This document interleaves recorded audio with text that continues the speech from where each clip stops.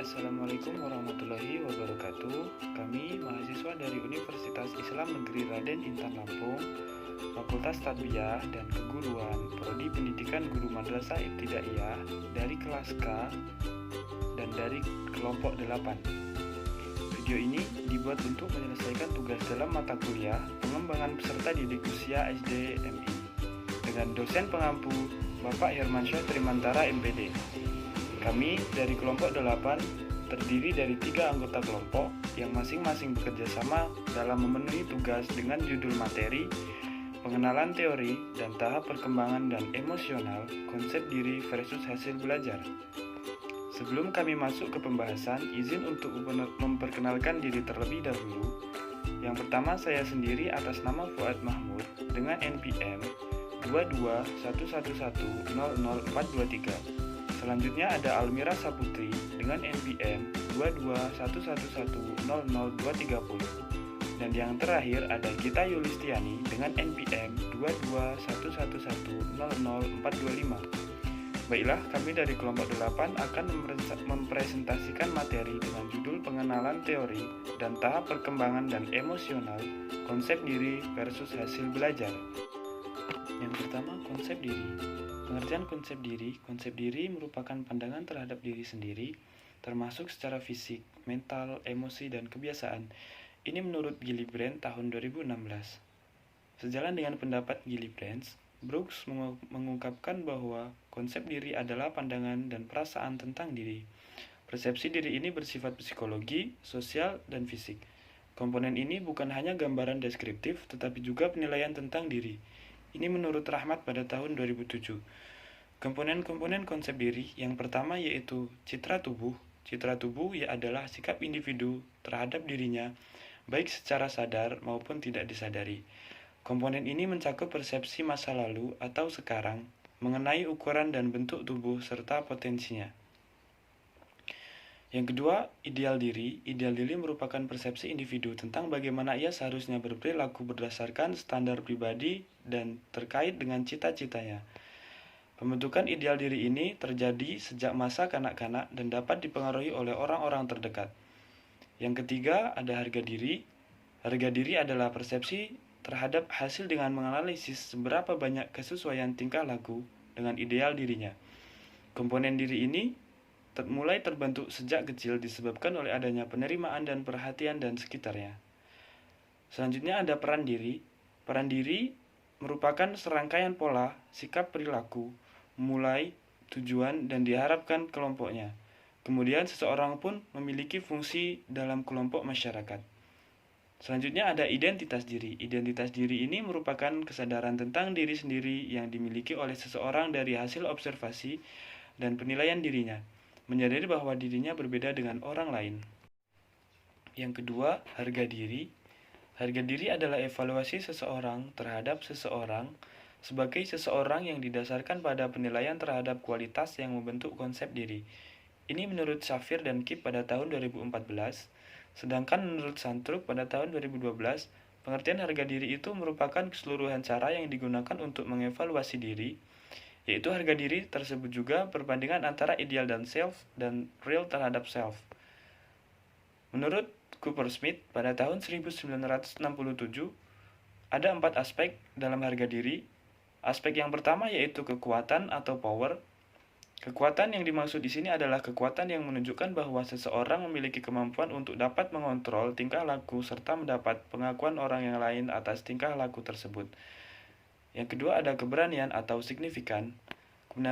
Keberanian merupakan sebuah kepedulian, perhatian, afeksi, dan ekspresi kasih sayang yang diterima oleh seseorang dari orang lain, yang menjadi tanda bahwa seseorang tersebut diterima keberadaannya di lingkungan sosialnya. Penerimaan di lingkungan sosial ini juga dapat ditandai dengan adanya kehangatan ataupun respon yang baik. Yang ketiga, kebajikan atau virtu. Kebajikan menunjukkan sesuatu, ketaatan untuk mengikuti dan bertingkah laku sesuai dengan etika, moral, dan agama.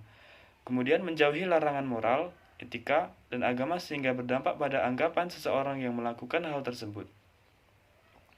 Yang terakhir, kemampuan atau competence. Kemampuan yang dimaksud di sini adalah kemampuan dalam menunjukkan performa yang tinggi dalam memenuhi kebutuhan dan mencapai prestasi. Baik, saya akan melanjutkan materi dari Fuad Mahmud. Yang ketiga, perkembangan konsep diri. Perkembangan konsep diri yang termasuk juga harga diri, yaitu self-esteem, adalah salah satu bagian yang sangat penting dalam perkembangan sosio-emosional. Perkembangan ini sangat mempengaruhi kehidupan seseorang. Hal tersebut disebabkan perkembangan konsep diri dapat mempengaruhi beberapa faktor perkembangan diri yang lainnya. Menurut Santrok 2012, perkembangan konsep diri anak selama sekolah dasar dapat dilihat dari 3 karakteristik konsep diri, yaitu yang pertama karakteristik internal, yang kedua karakteristik aspek sosial, dan yang ketiga karakteristik perbandingan sosial. Selanjutnya, menurut Santrok 2012, karakteristik perkembangan konsep diri remaja sebagai berikut. Yang pertama, abstrak dan idealis. Yang kedua, differentiated. Yang ketiga, contradictions within the self. Yang keempat, the fluctuating self.